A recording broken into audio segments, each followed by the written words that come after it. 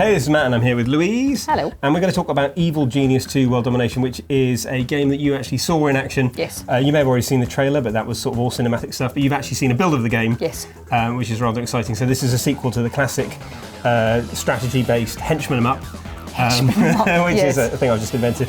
Tell us a little bit about it. Yeah, so if you haven't already played the first Evil Genius, it's a lair management sim where you play kind as. of wise. Yeah, it's what you said. But if you were an evil genius, this is where you would run your operations. Now, I did watch a build of the game. So if you're probably looking at the trailer footage just now, which looks super slick. It reminds me of The Incredibles, actually, the whole sort of aesthetic of it, which they're calling spy-fi. Spy-fi is a perfect way of describing it. Amazing. So it's kind of like 60s styling, but with super modern stuff.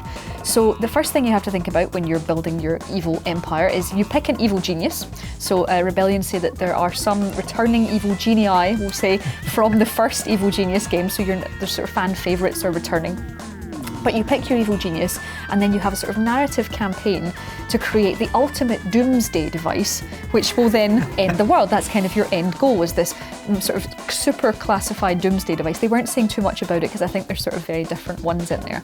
And in order to do that, you have to build your lair. So your lair is it can be on a sort of beautiful island paradise. I saw an island lair.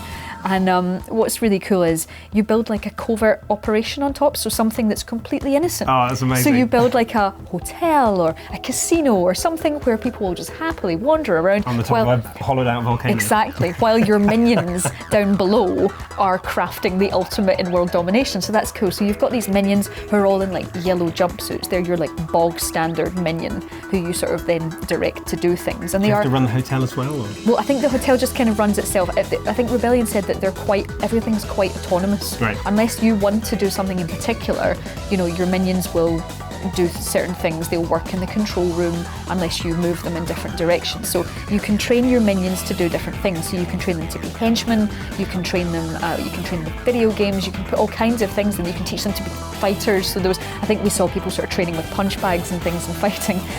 So you can then, the whole point of that is you then send them out into the world to get gold, which you will then bring back, because obviously you want to sit on top of a pile of money and cackle and do what evil geniuses do. But what's also cool is obviously you're an evil genius, you're a supervillain, you have this massive layer of people working together to take over the world.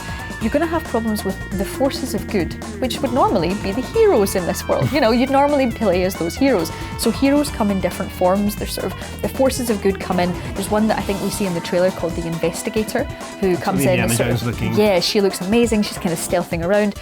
And what's cool is they arrive into your lair, sometimes disguised as a minion or sometimes in another form, and you need to basically build your security to stop them from coming in and to stop them from stealing all your information. So they come in different forms, but we saw there's all these traps available, which is so cool. It kind of That's all you want from an Evil Genius game, all you want is to build traps. So we saw the Investigator came in, and what's cool, before I describe the traps, the way Rebellion described it as is your minions might be convinced by these forces of good, right, but you shouldn't be. So you should always be looking at the multiple layers of your the sort of layer and thinking who's moving wrong, or if someone's moving in the same way. Yeah, so it's kind of like Where's Wally? Is how they sort of describe Where's Waldo in America, of who's wrong. And once you've spotted who's wrong, hopefully you can direct them into one of your trap situations. Now we saw a fan which blows someone down a corridor into a sort of a maze of lasers which can sort of cut them up. And then if they finally survive that, then they can maybe fall into a shark tank or be eaten by piranhas. I think that was a sort of upgrade of the piranhas from the original game. And they'll fall into that. And so you can't just shoot them? No, you can't just shoot them. That would be completely wrong. I suppose you could then, you would have a security lot of henchmen maybe that could do that. But your standard minions are just kind of traps, right? pressing buttons. Traps are far more fun.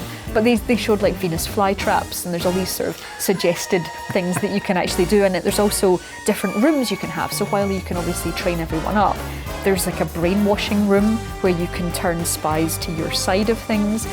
There's different rooms where you can just be more nefarious, really. So it's interesting in the way of it'll be fun just to watch it run, Yeah, and it's kind of, it reminds me. Sit back and watch the evil happen. Yeah, and the evil also is sort of inspired by, I think, 2 Point Hospital is quite similar in the fact that your minions all have attributes, right, and they all have traits. So they might be lazy, or they might do something, or they might be beneficial for certain ways, or they might want to do certain things. So if you put them in those jobs, then they'll do better. It's proper management. So you can properly, yeah, so you can properly get into the micromanagement stuff, or you can sort of go zoom out and look at the sort of global, literal global scale that you need to take over. Because you're kind of an underdog. That's the impression I got. Like, although you are evil, yeah, and you are a genius, I guess there are other people you're competing against. Well, absolutely. I mean, the supervillain doesn't always win, or never wins, really. So if you think about it, you've got everything against you. If you're against heroes, that's not good. If you're sending out people to rob things, sometimes they'll fail. You're really going to have to make sure your minions are like proper henchmen to send out to actually hench minions. But like, it's kind of, there will constantly be a balance of power, and it's just watching these sort of layers of, you can have it it's all about verticality, so you've got multiple layers, so you could have. Is it a layer if it doesn't have layers? Multiple layers of, well, there's a layers of fear joke in here somewhere, we're just not going to do it. But yeah, it's just watching all of this, I can't wait to just run. And also you can push that red button. Yeah, and there's no HR department. So say you don't really like a minion. We saw a bit where they were like, the minion was useless. He was sitting at a PC and he wasn't doing very much. So he just like brought him over and he just literally fired him in the head, and it turned him into a body bag, and that's your minion replaced. So there's no rules because you are evil. You're very evil. So none of that firing or letting anyone go. They'll spoil your secrets. They'll ruin your covert operation. So you just have to. You sound like you're justifying this all to yourself, please.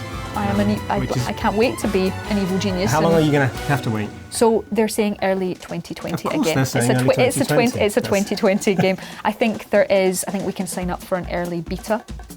I think Rebellion are sort of revealing the sort of a couple of levels, or at least maybe one of the campaigns, because I think each of the evil genii have a different sort of narrative campaign, and it will be interesting to see how easy it is to take over the world. I just want to watch it work. Cannot wait. So that's everything we learned about Evil Genius 2 World Domination at E3 2019.